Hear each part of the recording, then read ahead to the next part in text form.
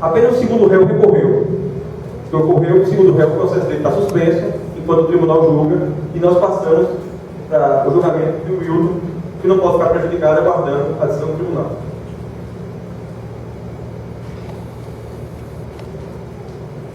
Submetido a júri, perante esse tribunal do júri, a julgamento perante o tribunal do júri, o Conselho de Sentença votou os quesitos na forma encontrada nos termos de votação.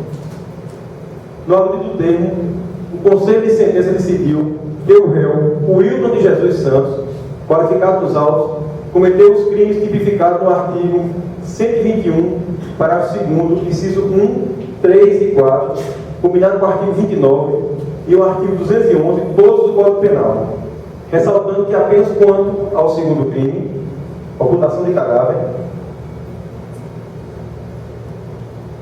artigo 211 do Código Penal, foi reconhecida a semi-imputabilidade do réu, artigo 26, parágrafo 1 do Código Penal e artigo 46 da Lei 11.343/2006, condenando.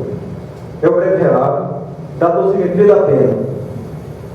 Em razão da condenação, passa a dosar de forma individual e isolada as respectivas penas a serem aplicadas, em estrita observância ao disposto pelos artigos 59 e 68, ambos do Código Penal. Quanto ao crime de homicídio qualificado, artigo 121, parágrafo 2º, inciso 1, 3 e 4 do Código Penal. Analisando os elementos constantes dos autos, em cotejo com as circunstâncias judiciais descritas no artigo 59 do Código Penal, constata-se que a conduta do réu exteriorizou uma atitude violenta, perversa e covarde, quando ceifou a vítima, uma criança indefesa, aproveitando-se da sua inocência e da sua vantagem na força física, evidenciando-se, no seu modo de agir, um intenso grau de culpabilidade, grau de reprovação da conduta.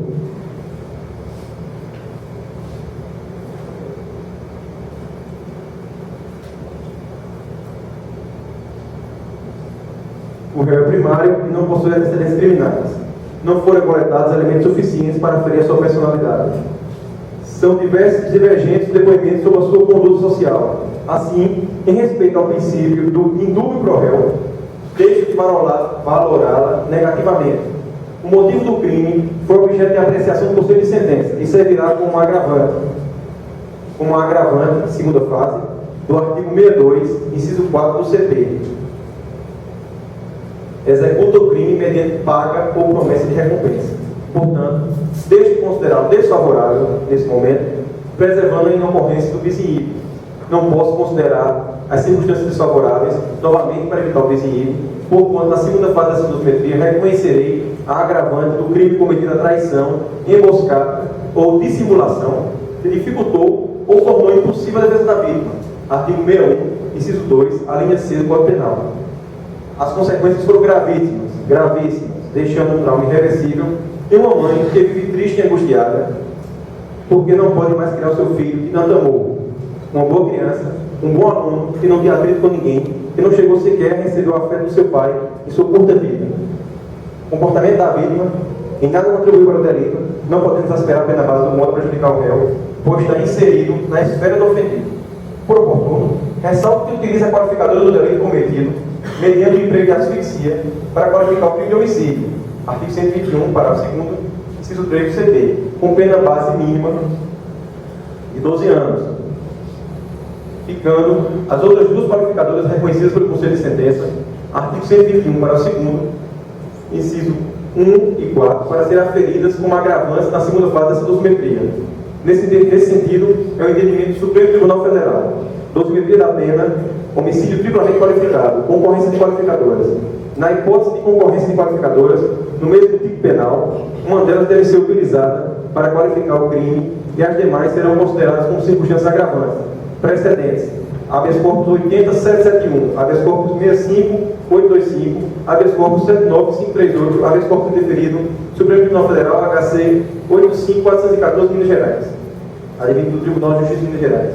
À vista da presença de duas circunstâncias judiciais desfavoráveis, culpabilidade e consequências do crime, aumento a pena mínima em 1 ano e 6 meses para cada uma delas. Portanto, em 3 anos, no que fixa a pena base, privativa de liberdade e 15 anos de reclusão. Como reconhecido pelo Conselho de Sentença, e falando anteriormente, quanto à análise das circunstâncias judiciais, incidirão sobre a pena base duas qualificadoras reconhecidas, como duas agravantes, quais sejam: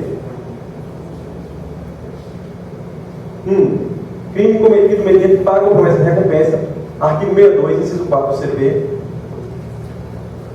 E 2. Crime cometido a traição, emboscada ou dissimulação que dificultou ou tornou impossível a defesa da vítima, artigo 61, inciso 2, a linha C do Código Penal.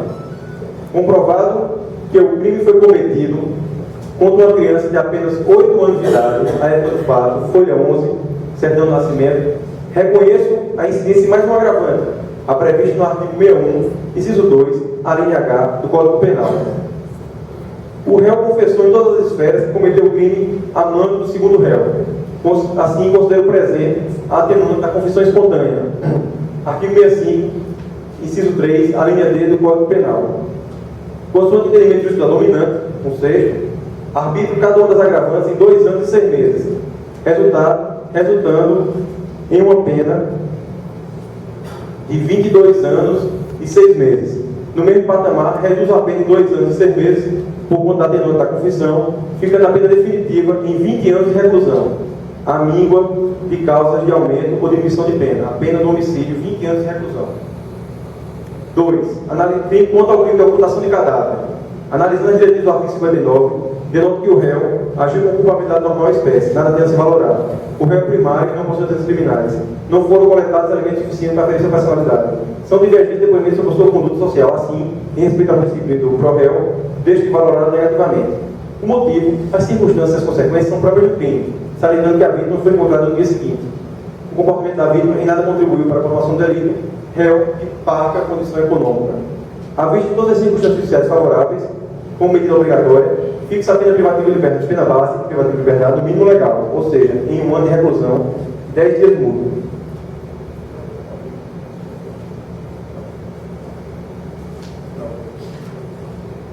Comprovado que o crime foi cometido contra uma criança de apenas 8 anos de idade, na época do fato, reconhece a incidência agravante do crime contra a criança, a prevista no artigo 61, inciso 2, a linha H do Código Penal. O réu, na esfera policial folha 18, nas perguntas do assistente da acusação neste plenário, confessou que colocou o cadáver em um arbusto. Assim, considero presente a atenuante da confissão espontânea, artigo 65, inciso 3, a linha D do Código Penal. Cito a jurisprudência aqui. Consoante o entendimento jurisprudencial e dominante, no sexto, arbítrio cada uma das circunstâncias legais, sendo um agravante e um atenuante, em 2 meses. Logo, aumentando agravante entre parênteses, uma vez em 2 meses, e reduzindo a atenuante na sequência em 2 meses, voltando ao patamar mínimo de 1 ano de reclusão e 10 dias de multa, a qual fica 10 dias de multa. Reconhecida pelo Conselho de Sentença no quesito número 5, a semi-imputabilidade do réu somente quanto ao crime de ocultação de cadáver, com respeito no artigo 26, parágrafo único do Código Penal, e no artigo 46 da Lei 11.343/2006, considerando também que o quarto quesito foi respondido de maneira afirmativa, ou seja, em dissonância com o quinto quesito, aplica a causa de diminuição da pena, o que reduz a reprimenda da metade, em 1/2, tornando definitiva o crime quanto ao crime de ocultação de cadáver, em 6 meses de reclusão e 5 dias de multa, a míngua de outras causas, de causa de aumento ou de outras causas de diminuição de pena. Em virtude da precária condição econômica do réu, fixa o dia multa em 1/30, 1/30 do salário mínimo vigente da época do fato.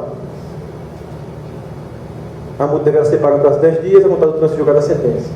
Do concurso material da pena definitiva. Conforme exposto na pronúncia e decidida pelo Conselho de Sentença, os crimes foram cometidos em concurso material. Assim, como ocorre no artigo 69, caput do CP, que determina a soma delas, fixa a pena definitiva do réu em 20 anos e 6 meses de reclusão e 5 dias de multa, cada dia à base de 1/30 do salário mínimo. No regime local de cumprimento, a pena deverá ser cumprida em regime inicialmente fechado, com respecto no artigo 33, parágrafo 2º, alinhado do Código Penal, e no artigo 2º, parágrafo 1º da Lei 8.072/90, conforme provimento da Corregedoria, Justiça número 7/2010, anexo 1, item 1. A pena em regime fechado deverá ser cumprida na penitenciária Lemos Brito, Salvador, Bahia. A reparação dos danos causados, desde que condenar o réu ao pagamento dos materiais causados pelos crimes, por existirem nos autos elementos suficientes a quantificar os danos mínimos sofridos. Seguir o entendimento judicial, desde que condenar danos morais. sido jurisprudência. Da substituição da pena, não há possibilidade de substituição da pena privada de liberdade pelo artigo do direito, frente à vedação do artigo 44, inciso 1 do CP. Do SUSIS, a pena integral é superior a 2 anos, assim fica vedada a concessão do benefício. Sobre o direito de recorrer à liberdade, na pronúncia foi mantida a prisão preventiva do réu. Verifico também que com a dosimetria da pena foi preenchida a condição de admissibilidade do artigo 313, inciso 1 do CPP. A materialidade dos crimes e a autoria do réu foram confirmados pelos jurados. Com efeito, diante dos fatos narrados e das provas colhidas no processo, entendo que a manutenção da prisão do réu é imprescindível para garantir a ordem pública, fundamento personificado sobre o gênero, perigo em mora, artigo 312, caput do Código do Processo Penal. O argumento de fundamento está presente na gravidade concreta do crime, foi cometido contra a criança de apenas 8 anos de idade, utilizando de paga ou promessa de recompensa, como também da forma que o mesmo foi executado, asfixia, fotos, as folhas 48 e 51 e laudo de exame de necrópsia, folhas 63 e 65. Vale ressaltar que neste conceito também se insere a necessidade de preservação da credibilidade do Estado e da Justiça, porque é incompreensível à população que pessoa condenada no Tribunal do Júri por crime hediondo, a pena a ser cumprida em regime de iniciamento fechado, volta normalmente de precocemente ao conflito social.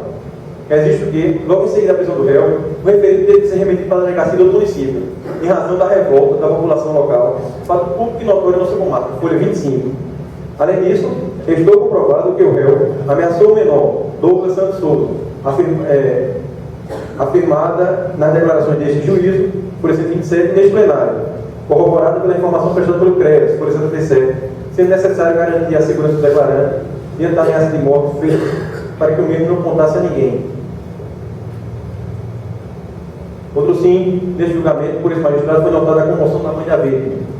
O réu ficou preso durante todo o processo, sendo a contradição liberada agora, após condenação pelo Tribunal do Júri em crime hediondo, recebendo uma pena superior a 20 anos de reclusão.